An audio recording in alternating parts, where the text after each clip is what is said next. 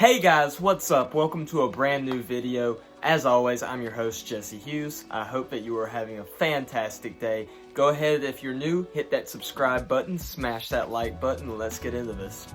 So as many of you know, I identify as a conservative. I know most of you guys, if not all of you, are also pretty conservative guys and gals. I feel like now is about as good a time as any to kind of reevaluate where we are as a movement and to figure out where do we go from here. What's next for conservatism? What's next on the plate for guys and gals like you and me? What's next for the state of our country and our politics? Who are we going to put up against Joe Biden in 2024? What policies are we going to run on to try and win the midterms in 2022? What kind of things are we going to do with that? And so, before we kind of look forward to decide what we're going to do in the future, I think it's only appropriate to kind of step back and look at the broader scope of conservatism and kind of the roots of where it came from. So conservatism as an ideology has been around for a very long time. You can go back and trace its roots to guys like Edmund Burke in the late 1700s. You can probably trace it back a little bit farther than that even if you wanted to. But the conservative movement within the United States as we know it today didn't really pop up, didn't really start until the 1950s, 1960s. Traditionally, the Democrat and Republican parties weren't as clear-cut, weren't as defined by an ideology as they are today. In the South, during the early 1900s, the Democrats were definitely more conservative, whereas in the North, both Republicans and Democrats were a little bit more liberal. You had during the 40s, during the reign of FDR, you had FDR pushing in his ultra-liberal New Deal policies, things like that. And you had a lot of Republicans, whenever they would go up to run against FDR, you had like the Rockefeller-era Republicans, the more liberal Republicans, who would not necessarily push against some of these programs. Now, you definitely had some that did push very hard against these, but you had a lot of people who didn't necessarily push against these programs when they ran against FDR, offered to run them in a different way than they were being run right now. Instead of dismantling them, as arguably they should have been, they were just saying, hey, we're going to take these programs and we're going to run them differently than FDR is doing it because he's not doing it effectively. We can do it more effectively. Now, a critical view at these programs would see that a lot of them were failures. You go on and you have the 50s, you have a president like Dwight Eisenhower, who personally I believe was a very good president. There were places I didn't agree with him. I think he was very prophetic in his warnings against things like the military-industrial complex and stuff like that. But for the most part, I think he was a solid guy. And he was a good Republican. But at the end of the day, he also wasn't the most conservative president we've ever had. And it was right around this time that people began critically looking at the Republican Party and deciding that we needed to go in a more conservative direction. And that's where people like William F. Buckley, who founded the newspaper, the National Review, which has been a staple in conservative media since its inception, and people like Barry Goldwater from Arizona, who built the roots of this new conservative movement in the United States. You had Barry Goldwater with his famous book, The Conscience of a Conservative. And he and Buckley went and promoted this message. And many of you know that, Goldwater ran for president against Lyndon B. Johnson. He lost pretty badly.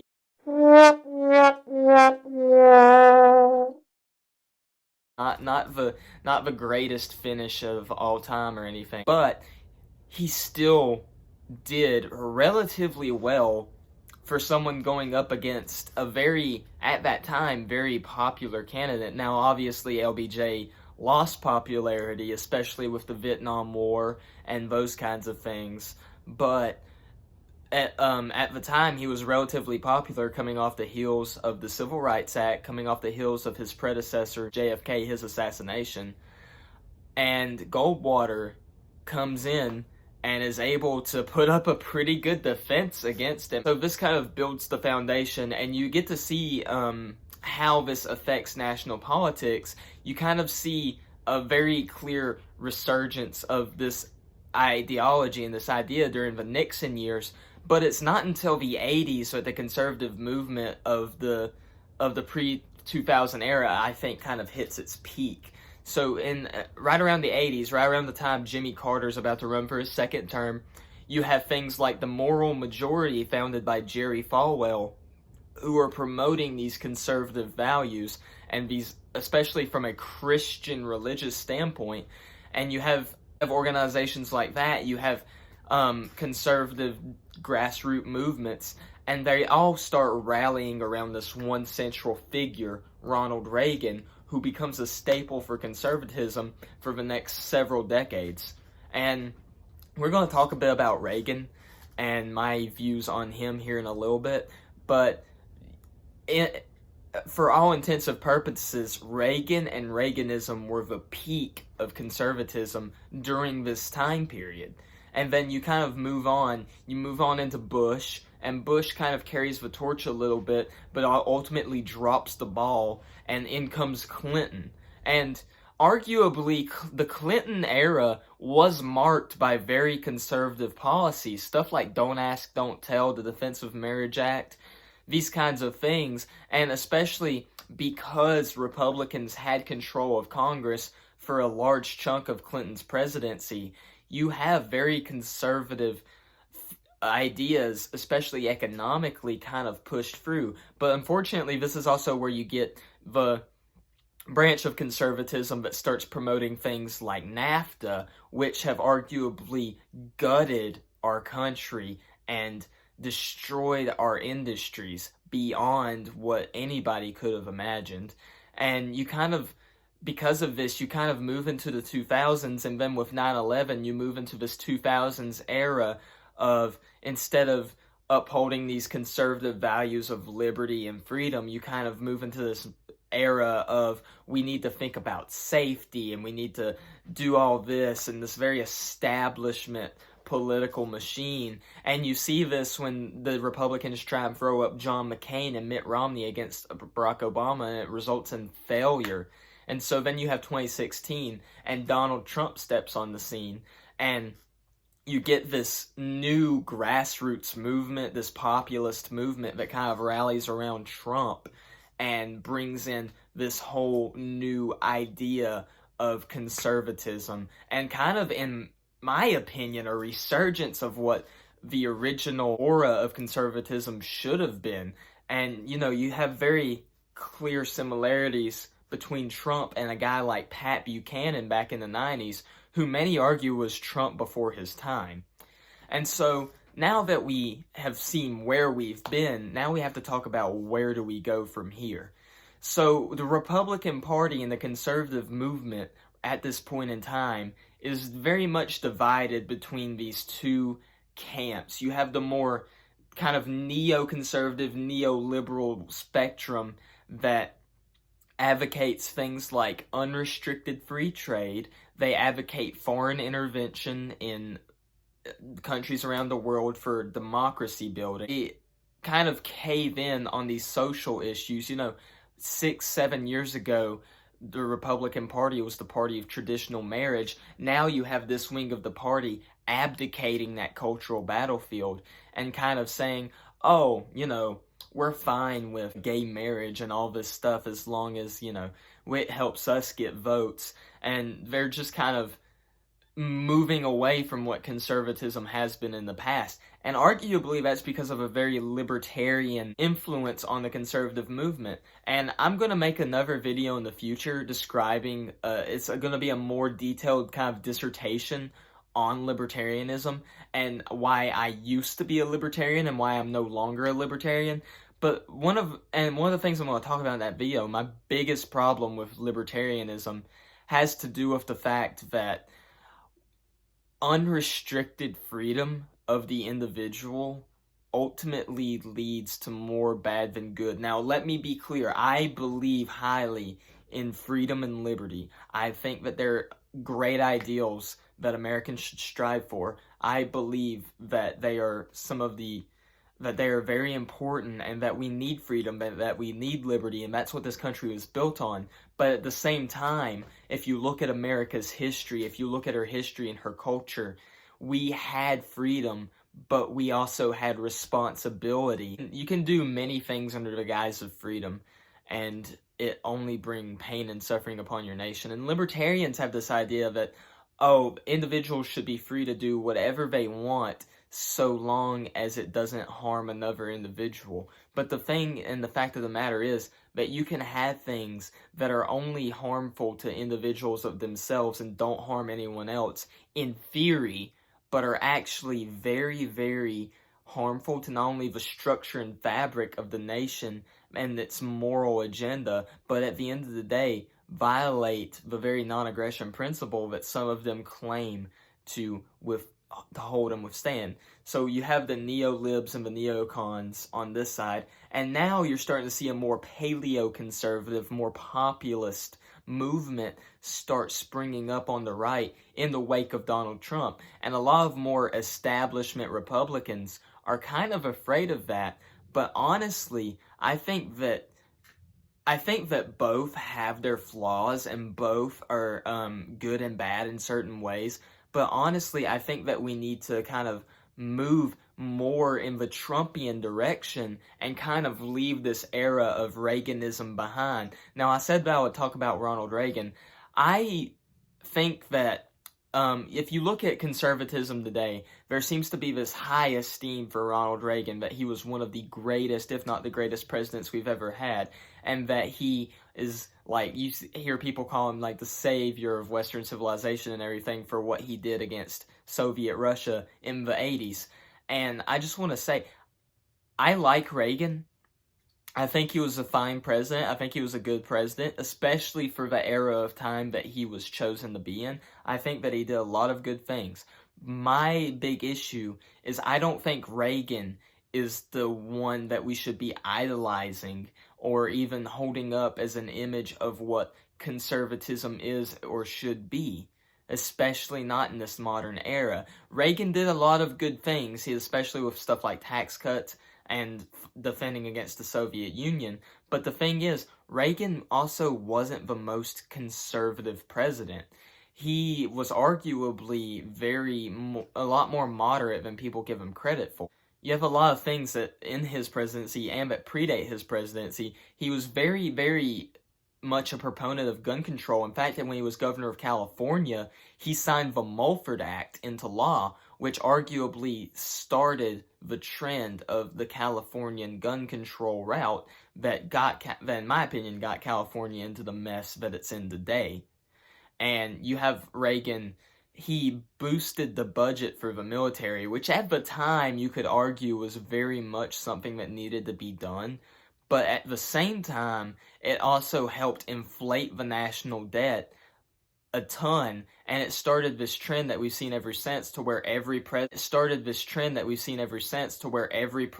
since Reagan has just inflated the national debt beyond what is even comparable, to where now the national debt is at over $28 trillion and counting with every second that passes. A debt like that's unsustainable, but we'll get more into that in just a second. So Reagan brought in a lot of good policies, but he also brought in a lot of bad stuff. You know, look at stuff like the Iran-Contra affair. Look at stuff like intervention in places like Grenada. A lot of times, I would argue that someone like Reagan is not necessarily who we should choose to idolize conservative principles. I would actually go back in time and choose someone like Calvin Coolidge, who arguably barely did anything in office, but because of that, he shrunk the power of the government and made it to where the United States kind of had this more sustainable thing going on. So the question now is, where do we go forward as conservatives? What policies, what ideas should we hold up and take up for the world to see? What should we be fighting for? Well, first and foremost, I think that we need to abandon this idea that we just adopt leftist principles 5 years after they've already been implemented. You know, the Republican, like I said earlier, the Republican Party was the party of traditional marriage. Now you're seeing a big push for gay acceptance. You have 50%, over 50% of Republicans accepting that gay marriage should be a thing and should be completely acceptable. And at the end of the day, I think that marriage should at least be a states' rights issue, but I don't think that the government should have any role in marriage whatsoever, especially not dictating that what is in essence a very deeply religious institution should be allowed to have a definition that completely contradicts its original intentions. So I think that conservatives, we've been sucking at the culture war. And I know a lot of people throw around the term culture war as if it's this huge thing that's going on. But let me say, there's definitely a culture war going on. You look at colleges and institutions and all these things around the country. You look at the crap that they're pushing on kids in schools. There is very much a culture war. The people in power hate people like us. They hate what we stand for. They hate traditional ideals. And so, but we can't just sit back and allow this to happen. We need to stop abdicating this ground. We need to stand firm and stand strong. And instead of saying we're just going to be liberals but 5 years behind, we need to actually stand for conservatism, stand for traditional marriage, stand for traditional values, stand for these things that define us as a movement in terms of where to go in the future and in terms of what policies we should be kind of pushing for. I think first and foremost, one of the big things we need to do is obviously tackle this unsustainable $28 trillion debt. We need to cut taxes across the board. Yes, I think taxes should be cut a little bit, but I think for a time, we also need to cut spending drastically, and if necessary, this is going to be a very unpopular statement, but if necessary, raise taxes for a short period of time so that in the long term we can bring down the debt and make a actual sustainable economy that isn't so reliant on these other foreign nations. A lot of times people only think in terms of short-term consequences and short-term pleasure instead of long-term consequences and long-term effects. And I think that raising taxes for a very short period of time, for a very short period, can help bring prolonged effects and long-term consequences of prosperity to where we can cut taxes back down in the future and not have to worry about inflating the currency and doing all these things. I think that we need to definitely take a look at something like that. And I think also in terms of just policy and things we should be pursuing, we need to start fighting back against big tech. John Doyle put out a video recently naming 5 conservative policies he thought that we should be pursuing more. Shout out to Comrade John. Dude, I love your videos. Thank you so much for everything you do. Anyway, one of the things he talked about in his video was placing heavy fines on big tech companies for censoring constitutional speech of common people like you and I. And this is a place where I've actually taken action by reaching out to local representatives and showing them this idea and saying, hey, this is something we need to implement. This is something we need to pursue. And so I think that if we take policies like that and we take ideas and we kind of, we criminalize these things like this mass sexualization of children that's going on with these like drag queen story hours and all this crap, and the things that you see happening where studios like Nickelodeon and shows like Blue's Clues, for crying out loud, are pushing this agenda on children. We need to stop that. We need to get rid of that. We need to fight against that and stand against that as conservatives. All in all, where do we go from here? I think that the answer is very clear. I think that we need to fight the cultural battles. I think that we need to fight big tech. We need to draw back this debt. We need to do the things that are necessary in order to win. And we need to find a candidate for the future to throw up against the left, who's going to be a fighter, who's going to be principled, and who's going to be able to not only embody these ideals and embody the things that we need to do as conservatives to win back our culture and win back our nation, but someone that's going to do them effectively, someone who's very Trump-like, but maybe not to the point to where one of my big problems with Trump is that I love the fact that he spoke his mind and was able to communicate clearly what he believed, but I also hated the fact that a lot of times he just went off the complete deep end with it and sometimes even made a fool of himself. And so we need somebody that's Trump-like, but not to the point of doing many of the same things Trump did, which proved to be embarrassments to him and to the party. So all in all, the conservative movement needs to rethink its future. We need to reshape what we're doing. We need to stop all these silly foreign wars. We need to stop getting so involved in other countries' business. The big thing we need to do is step back, take a look at home, and take a look at what we're doing here and kind of decide, okay, where are we going to go from here? You hear the term America First thrown around a lot. And to me, what America First means is, of course, kind of keeping a look on what's going on across the world, but we need to deal with the problems we have at home first and foremost. The rest of the world is secondary in terms of the political sphere to the problems that are going on right now here. Guys, I hope you've enjoyed this video. I hope that maybe this has kind of fired you up, energized you, helped you maybe think of, where do I need to take a stand? What are things that I need to do as a conservative? And I would say that the big thing that we can do to help the movement is to get out there and just kind of embody these ideals ourselves and to kind of be these silent arbiters of our values, because people are going to be able to point out and tell, there's something different about that guy. And if we live in such a way that speaks to the truths of our ideas, it's going to have an effect on people. So go out there, do your thing, help change culture any way you can. I hope you guys have had an amazing day. I hope you love this video. God bless you all. Don't forget to subscribe and smash that like button while you're at it.